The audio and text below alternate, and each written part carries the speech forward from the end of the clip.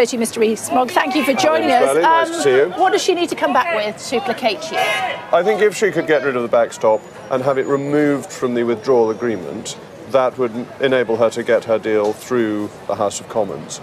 Bear in mind, the withdrawal agreement sets out in Article 4 that it is superior law. So just having a few warm words around it really wouldn't be enough because it wouldn't have the necessary legal standing. She is being told, or we're all being told, by the European leaders that that's never going to happen. So given that she won't be able to get rid of the backstop, what else might placate you? Well, then we leave without a deal and the European Union doesn't get its £39 billion that it needs, particularly in the 21 months remaining of the multi-annual financial framework. And this creates serious problems for the EU because either Germany will have to pay more or Poland will have to receive less. So it would be a real hole in the European Union's budget, money that we are willing to pay if the EU offers us a sensible deal. Of course, there's another option, which is stopping Article 50. Well, yes, of course there is. We could just ignore all democracy and install a dictatorship. But it would be a really shocking approach to take when 17.4 million voted to leave. And it's really interesting talking to people. People are saying, I didn't vote for a deal, I voted to leave. And it's leaving that has to be delivered upon, and that means being out of the customs union, out of the single market, out of the European court, and not paying them large amounts of money. All the things Theresa May used to promise. That's what she has to deliver on. Not really a dictatorship, though, is it? I mean, the European Court of Justice, which is, revered body, has said that that can happen. It would be a revered body by whom? Certainly not by you, but, no, not by me. Many others. I'm not sure who they are. You'll have to try and find them. Quite a lot of your esteemed colleagues in the House behind us. One or two Europhiles may like it. But when I say dictatorship, it would be the overthrowing of that vote in June 2016 when we decided to leave. If we were arbitrarily decide, the government was suddenly to say we're revoking Article 50, that would be a real scandal. And it would be ignoring the biggest democratic exercise this country's ever had, which was then reinforced by a general election in which both the Labour Party and the Conservative Party committed to implementing the result of the referendum.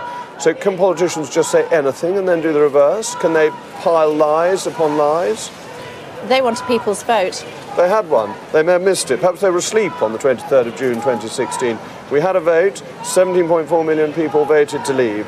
What they want is a loser's vote, a vote of people who never wanted to leave and don't accept that in a democracy, when you lose, you have to accept the result. That's how democracy works. Do you not accept that there have been material changes since then? No. Not least 1.5 million people, I'm told, have died since then. And the vote was, I think, something like 750,000 in favour of leaving the European Union. No, it wasn't. It was over 1 million in favour. The 750,000 is the swing figure of people you would need to have changed your mind. Nevertheless, 1.5 million people have died since the vote was taken place. This is a really eccentric view, if I may say so. This would be true after every... It's put forward by the opposite side to you, and we have to respect both sides, of course. You're very fair-minded, and you always put the other side. But you could say this after every election, couldn't you? You could say, on the May the 3rd, so many people voted, and one party won by X votes, and on May the 10th, so many people have died, and therefore you should have another vote. But democracy doesn't work like that. You have a vote on a specific day. Those who turn up to vote exercise their democratic right. The decision is then made, and once that decision is made, it's implemented. To say different people might have voted on another election day doesn't actually make any sense. What about the people of Northern Ireland who voted to remain? We've been putting this point to several of our guests today. They voted to remain. Why not have the border, the backstop, right down the middle of the Irish Sea? The people of Northern Ireland want to remain in the European Union. Why not let them? It would breach the Belfast Agreement, and it would breach the Act of Union with forming the United Kingdom. The Belfast Agreement says there will be no change in the constitutional status of Northern Ireland without the people of Northern Ireland voting in favour of it. They haven't done that. They voted in a referendum which was a whole UK referendum, and Northern Ireland is part of the United Kingdom because it wants to be. So that is a whole vote for the whole country, and to split them off, as I say, would break the Belfast Agreement. What's to be done about Mrs May? Well, I think she should resign.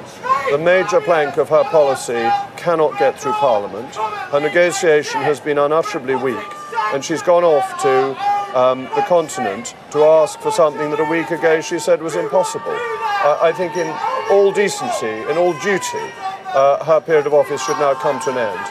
It would appear that not enough people agree with you, though, because not enough numbers have still given letters to Sir Graham Brady. Dare I say that 24-hour railing news is very impatient.